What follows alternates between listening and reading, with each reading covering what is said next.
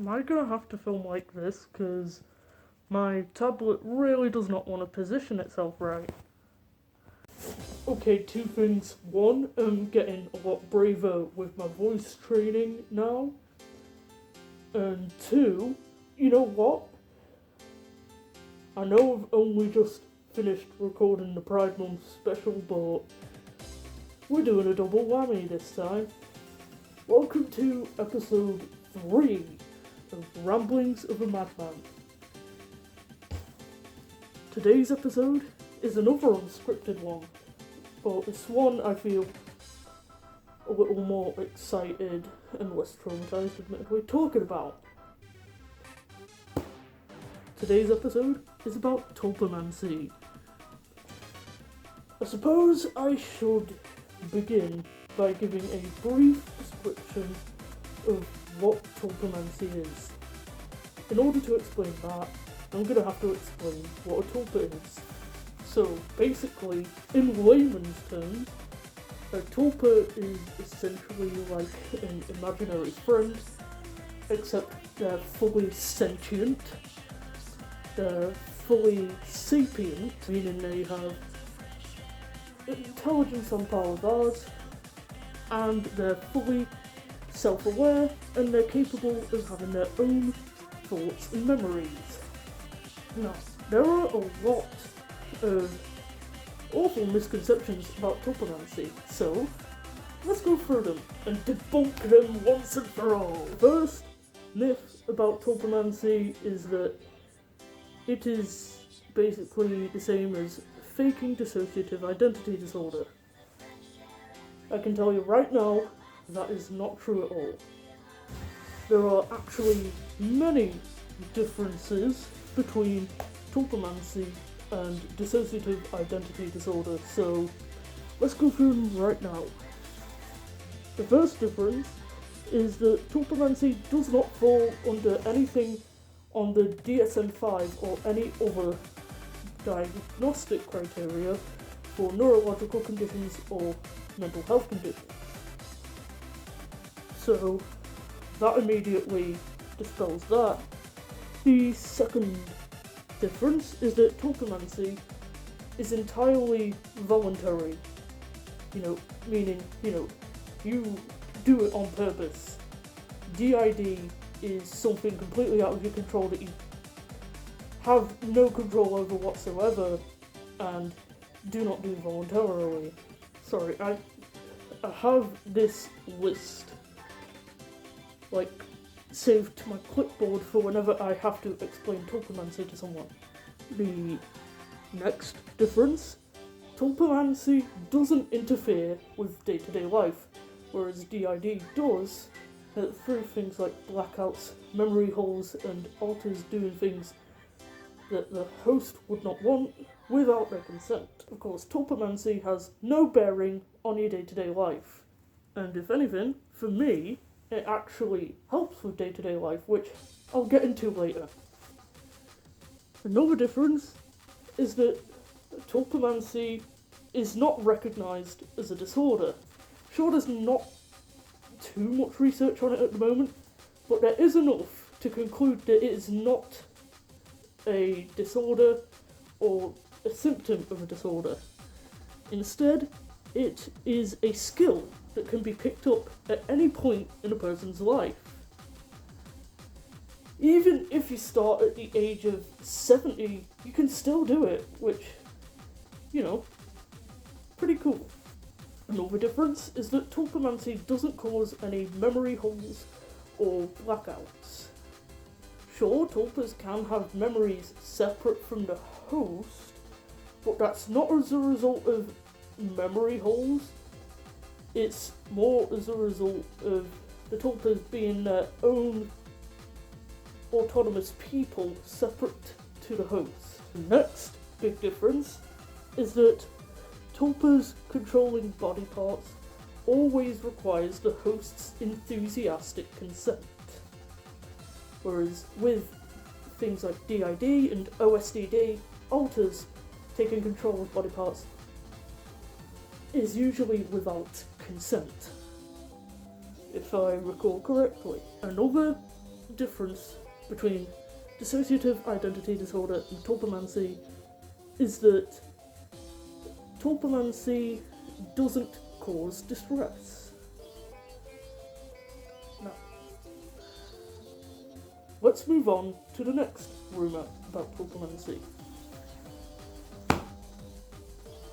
Some people like to say that Tulpamancy can cause schizophrenia. Ooh, we like using the names of neurological conditions as big, spooky boogeymen.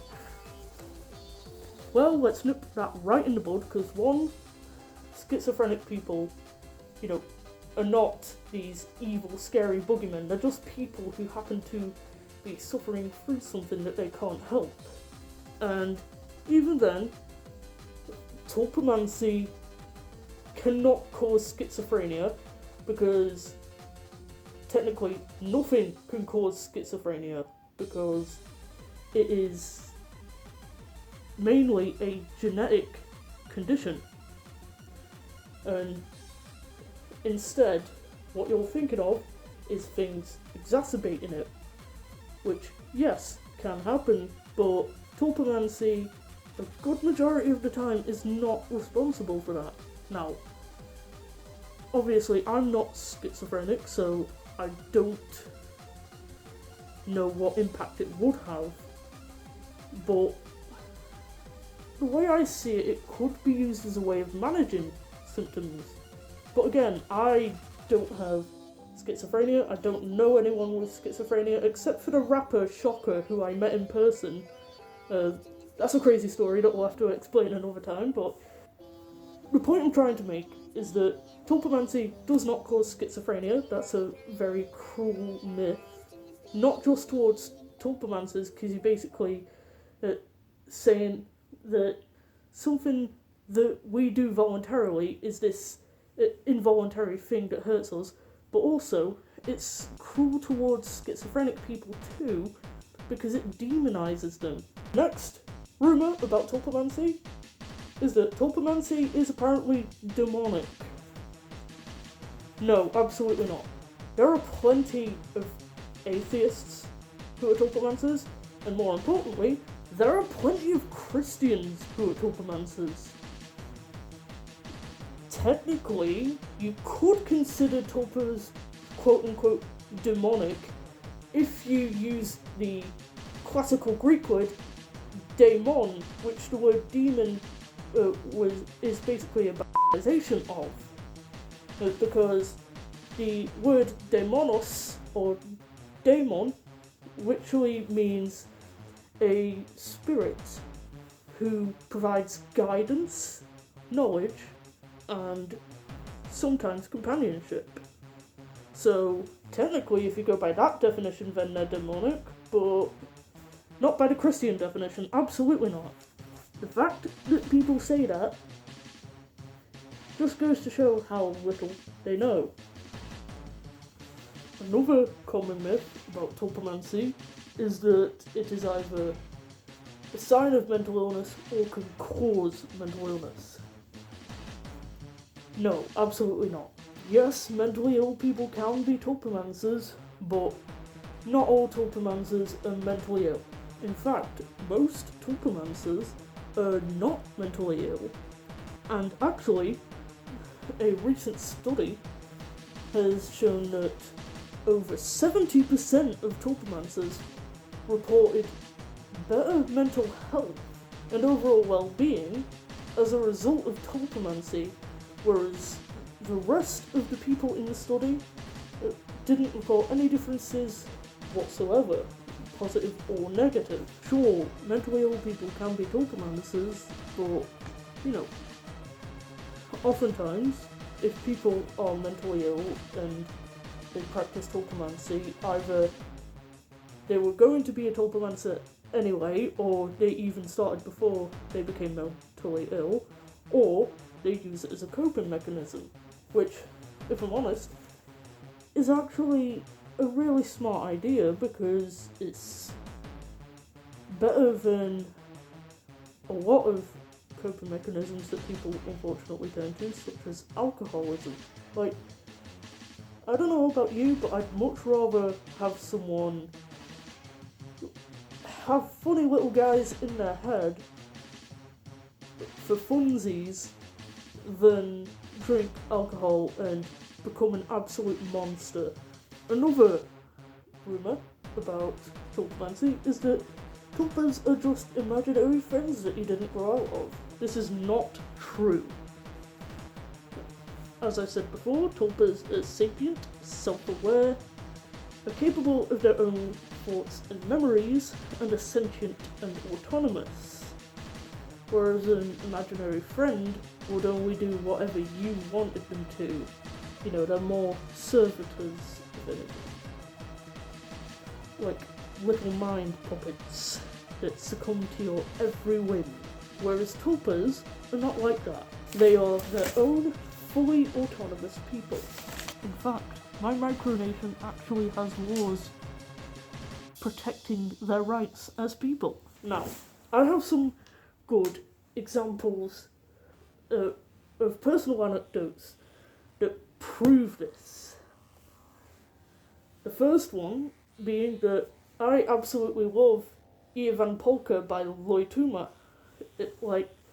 It's always, for some reason, been one of my favourite songs, even though I don't speak a lick of Finnish. Whereas Kasem, one of my tulpas, hates Ivan Polka with a passion. Another example is that I love all genres of metal, including nu metal, whereas Kasem doesn't like nu metal. Another good example is that I love Drift Away by Uncle Cracker, whereas Wesley absolutely hates it. Another personal anecdote that proves that tulpas are fully sentient and their own people is that I absolutely cannot stand sandwich meat. I don't know why. It's a combination of the taste and the texture. I don't know why I hate the taste and texture so much. I guess it's just, sensory issues. Whereas Rain's perfectly fine with sandwich meat. Now, of course, there are also plenty of other good examples, but, I don't want this video to be a 10-hour long ramble about just tons of personal anecdotes. So now that I've dispelled some rumours about Tulpamancy, I'll give a couple of little fun facts. So, first fun fact, in Adventure Time, the blank-eyed girl is explicitly stated to be a tulpa. Like, the characters in the show even refer to her as one. The second fun fact, which admittedly will probably appeal to the older generations, is that Spock from Star Trek actually, over time, became Leonard Nimoy's tulpa. In the book, I Am Spock, he even details multiple of the conversations he's had with Spock. And there's even anecdotes of Spock doing what some people refer to as possession or switching, wherein they take control of the entire body. With consent, of course. And Spock even stuck around as a tulpa long after the cancellation of Star Trek. Here I have one of the funniest conversations between Spock and Leonard Nimoy. Tell her I accept her compliment, emotional though it may be. What compliment? She said they love me. That is not what she said. She specifically said, Leonard, we love you. And I know there's nothing wrong with your hearing. If you're so certain of her intent, why are you becoming agitated? That's ridiculous. Every time I'm paid a compliment, you grab it away. You grab it up for yourself. Would she have paid you that compliment if not for me? No. Then how can you claim it for your own? Honestly, Spock's a bit of a mad lad, not gonna lie. Of course, this is one of the most mainstream cases of Tulpamancy as we know it, which is pretty cool. Another fun fact